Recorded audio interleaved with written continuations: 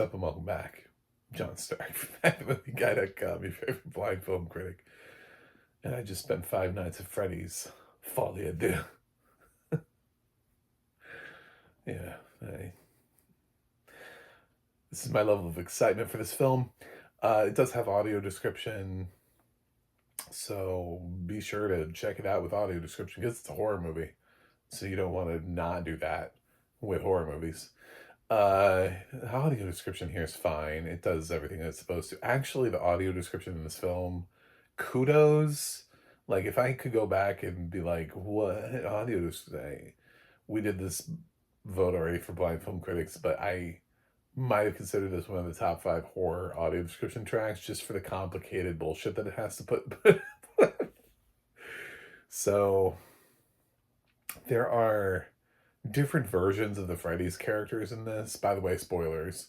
And then they start all being kind of like in the same place at the same time, which becomes a little bit like crazy to have to try to describe like 3 different versions of the characters. So,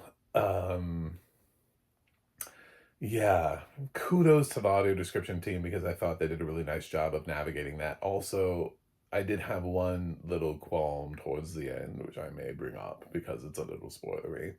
Let's get into the film, though. So, at the top of the film, we're shown that there was once upon a time in a faraway land, there was another Freddy's. There was the Freddy's that we were at. I don't know if you know this or not, but it wasn't the only Freddy's, and it wasn't the original one. There was one before this. So we travel back to that one and the stuff that was going on in that one. And in that one, the Good Time Gang had a I don't know what they're called, the various animatronics. There was a marionette that people loved. And meanwhile, Matthew Lillard's character, he's like barely in this movie, was walking around still, doing his thing, kidnapping kids, killing them, whatever. And this one girl is there, Charlotte, who's there for her friend's birthday party, and her friend is Vanessa. Little child Vanessa, just unaware of what's going on with her life. So, I guess Daddy can't even like not kill during his own daughter's birthday party. Um, so Charlotte ends up seeing one of the bunny one taking this kid off, and then goes to investigate. Tries to get parents to help, but all the parents just think she's some dumb kid. So basically, Charlotte gets uh she dies.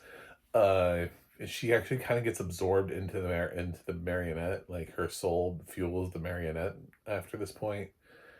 And we cut through a whole bunch of, like, I don't know, news flashes about how then Charlotte gets blamed for it happened. And Matthew Lillard's character is like cleared of wrongdoing. I'm like, what is happening in this movie? Uh, this movie never makes any sense. So, um, but that original Freddy's had like a cool little like river thing with like boats that you could float around in, and poor Foxy, I guess, was like being pulled apart. I don't know what kind of an attraction that was. Pull apart Foxy. It was just like such a weird attraction to have inside of a place. But then we cut to our main crew from the first film, and little girl is sad because her friends they're not working anymore at the original Freddy's. So she's trying to go back and reanimate. She also is into robotics at her school. And the film introduces like a friend for her for like 5 seconds, and then I don't know what the fuck happened to him, and he just fucked off real quick. He was like, "Yeah, cool. I believe you. I believe in UFOs. I believe in because she's out there telling people about what happened to her at Freddy's, and this one little boy, actually, like, and I was like, okay, so she's gonna have a friend this time around. Cool. Nope. That kid, I think, was in that one scene. I think he vanished. And he didn't vanish in like a what happened to him? Did Freddy take him? No, no. They just stopped writing him into the movie. Um, that was pointless. So she could have used a new friend in this movie. Instead, we're gonna cut back to the old the original, not from the first movie, but like the OG with the river, where there's the marionette, and McKenna Grace is taking her like filming crew there for I don't know. She saw Shelby Oaks and she was like, "This is my jam now." So they're gonna walk around and film things. That place also has a guard named Michael, which I was like, guys, really?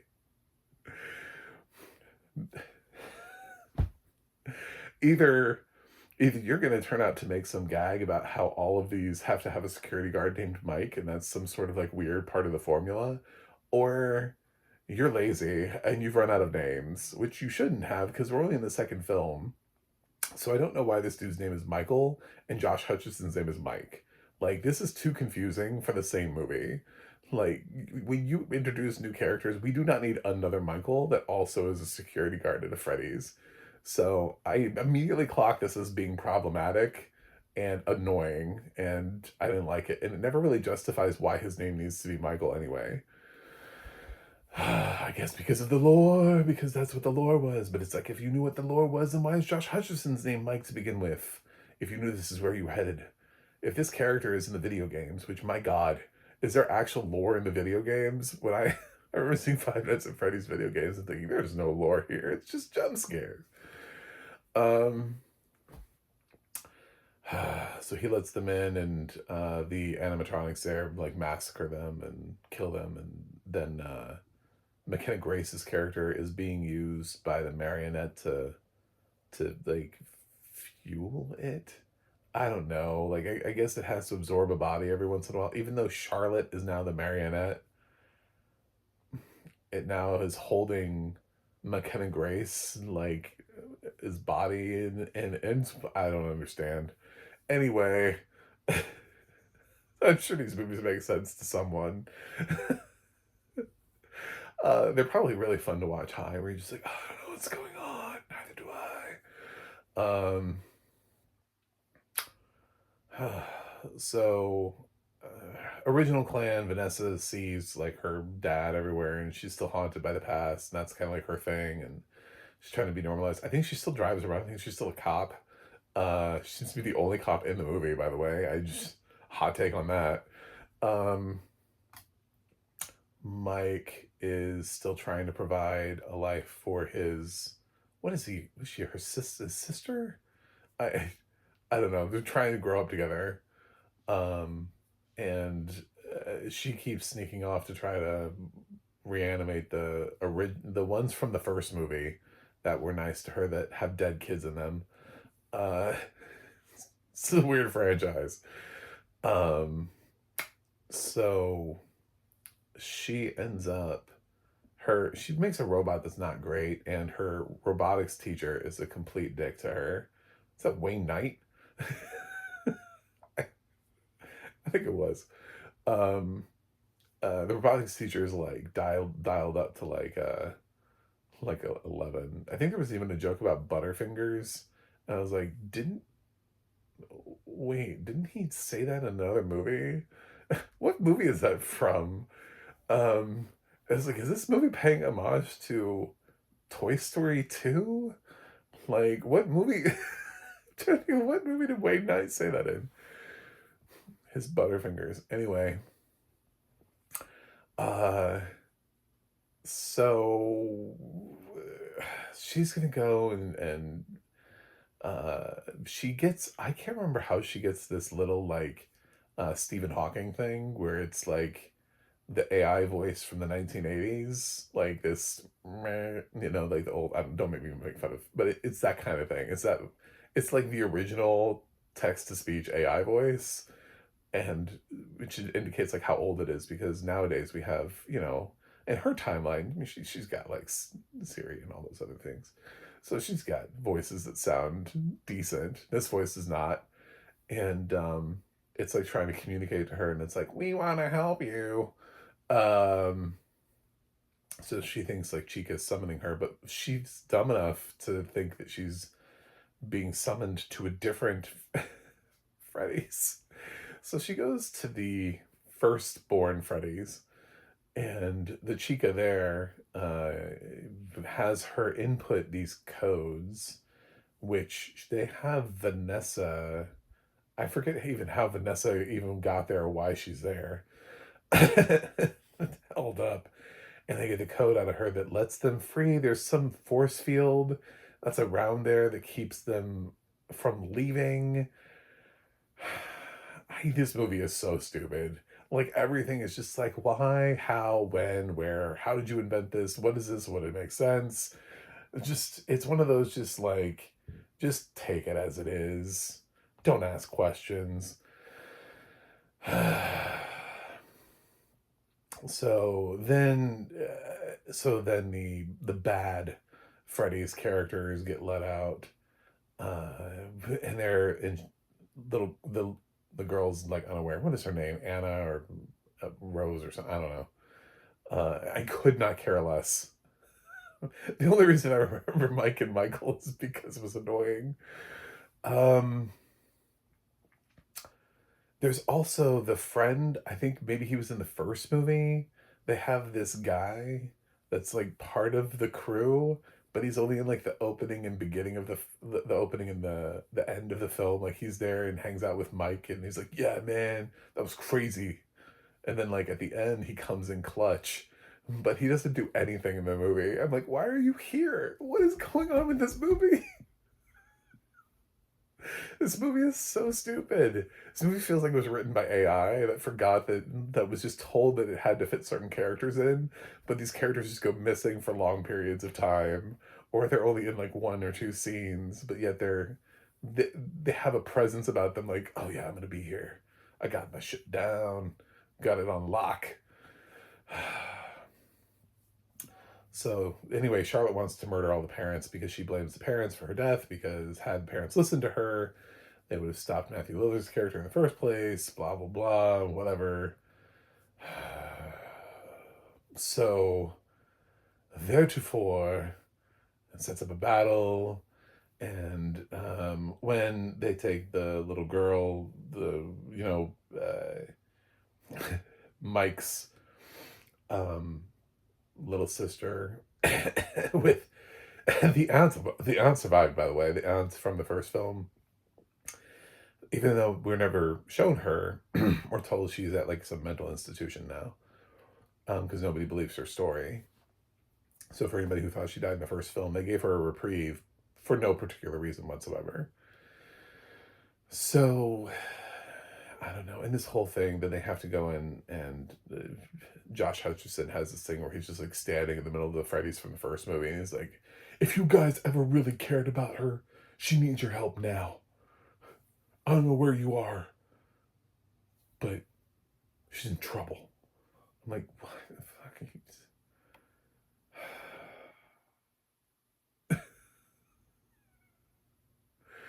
So they anyway, there's a battle, and there are also these prototypes. So there's like prototype versions along with these other versions, the fighting, and I don't know, man. It gets crazy, and the they start fighting each other. It's like Freddy's fighting Freddy, and like those kind of things. So um finally at the end, when they win victorious, and all of the characters who could have died ended up surviving, Vanessa, Mike, the little girl, I think Michael, who is revealed to be, I don't need to spoil everything for you, he has, I guess, a history with the video games, unnecessarily so because no one cares. um and the friend from the beginning, who I guess was in the first film, I guess he survived too because he's barely in the film, and the little boy that she made friends with, who's barely in the film, and who never returned. So yeah, some people survive. Um, and finally, the original characters from the first movie die because they weren't really supposed to leave their facility, so their spirits are released. And there's a lot of talk about like, would I see you in heaven? Do you get to go to heaven now? Oh yes, we'll see you there, but not soon. Hopefully, not too soon. You know, as these little like ghost boys are spiriting off into heaven. Such a weird movie. And then like I don't know how they can see them. Like that's the thing that and I don't even Mike can see like his I guess it's his little brother, but they reveal him they really just say little blonde boy in the audio description, but um I think it's his brother. And I'm like, wouldn't the audio description have clocked that? Did anybody try to do any homework to connect the dots that this is his brother from the first movie instead of making him seem like he's just talking to some like random stranger? But anyway, the boy that I think is his brother from the first movie that died, was killed, that set off the whole course of action for this entire franchise. Uh, he says like we can't hold him back anymore. He's gonna come back. He's gonna come back stronger. And I'm like, oh God, the third film. So get ready for that because they're setting it up, and they're basically suggesting that Matthew Lillard will return in fine grand fashion in that film. And unfortunately, they've run out of dead kids occupying animatronics to help them.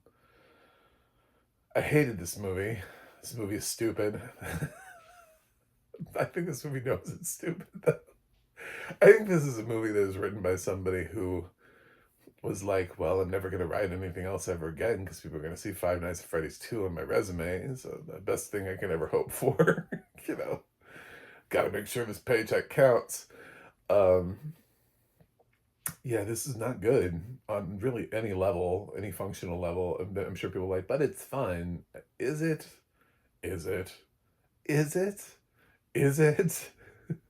What's your level of fun? Like, eh. I will say I didn't think it was the worst film I saw. That would have been, I saw this after my 2025 list. So even trying to apply it and put it back into 2025, there were films that I liked less than this. There were films that I had sort of more pain with, like watching. Even more recently, there have been films this year that I have reviewed that are at like beginning of 2026 that I hated more than this. Because this film is so inherently stupid, it makes it really hard. Like it never seems to want to try to not be stupid. It seems to just like be like, we're stupid and that's okay. Like which is kind of a bold choice. It kind of just refuses to explain things. It kind of just puts things in there and doesn't and it explains it to a point that it needs to. Um and it doesn't really answer your questions. It just doesn't care. It has things, it has situations that don't make any sense. It has random occurrences and things that need to happen in order to further the plot, but don't really need to happen. It has characters that pop up out of nowhere and then never to be heard from again. So it's all kind of dumb, but it never tries not to be. It never tries. And other films try and then they fail. And there's something that's very disappointing about a film that is so functionally bad, or a film that also um, didn't try through lack of incompetency. I don't know. There's something about this where I prefer Five Nights at Freddy's 2 over Medea's Destination Wedding. There's something about that level of incompetency that really just kind of did it for me. There's this thing where it's just like a hodgepodge of bullshit. It's just a mess. This film is nothing but a mess. This is the kind of film where they don't even bother. They're like, are we screening for critics? And then somebody gets fired for asking the question. Are you stupid? Why would we screen this for critics? Um, This is the kind of film that embraces the fact that it has a rotten score on the tomato meter. You know, it just goes, yeah, we got it. They don't like us, but you'll love us. Five Nights at Freddy's. We're gonna fuck some shit up. So, I mean, there's a way where if this franchise just becomes sillier and goofier and just leans into it, that it takes on sort of like an Army of Darkness appeal to it and just like goes off on its own tangent and just, I mean, it could just keep becoming, it could push more into horror comedy, which is kind of where it needs to go at this point because it doesn't make any sense anyway. It's not scary. Like I was never once was I like, ooh, jump scare. Like how in the video games they were all about jump scares. Yeah, no, none of that in here. There wasn't a single thing that happened in this movie where I was like like nothing. Not one moment where it even came close to that. Everything was predictable, everything was telegraphed. I could have yeah, it's not a smart movie. But Five Nights at Freddy's 2, I also think is worse than the first movie, which is kind of baffling because I thought the first movie, which I guess is canon to the video game with this whole thing about the dead kids inside the suits, I was like, man, this is a bleak movie for this, a bleak course of action for this franchise. Um, but yeah, so I you knew it was going to be rotten, right? Like you knew when you're clicking on the critics channels for Five Nights at Freddy's 2 that there's like a majority chance that this person's going to be like, I don't like this movie. I, I, I, I like a lot of things. You know, I consider myself pretty open to mainstream films. I don't need to side with critics on everything, but this movie is a hot mess. This movie has so many problems in the script. This movie introduces characters and then leaves them behind, characters that should be a part of this adventure but are not. It can't even figure out what to do with the the same name characters except to have one be Michael and the other one be Mike. And like the same, we shouldn't have, there aren't that many characters in this film for us to have two of them with the same name. And they're not related. There's no gag here. There's no twist. There's no like, ooh, it's a Mike. I was hoping that they would explain that, like, yes, and because of this way to, don't you wonder why Mike, you were invited to be the security guard of the other one? Because this one always needs a Mike to be a security. They didn't actually even pull that. They just kind of made it like a, well, isn't that a happy accident? Oh God, I'm exhausted. This movie exhausted me. Um, Five Nights at Freddy's 2, I'm gonna give it a 2.7 out of 10. It's not good. Don't watch it. I got nothing for you on this one. I, I really, truly, it's just there are worse movies. For somehow in this world, there are movies that are more inept. There are movies that are more terrible than this, and it's just a fact. You know, I feel like 2.7 out of 10 is about where this film. I also think it's worse than the first film. I'd be rotten on that film too. I was rotten on it. I just don't have a review on Tomato Meter. But yet, I'll get around to it. I know everybody's anxious, chomping at the bit. So thanks for watching. Thanks for subscribing. I'll see you guys on the other side.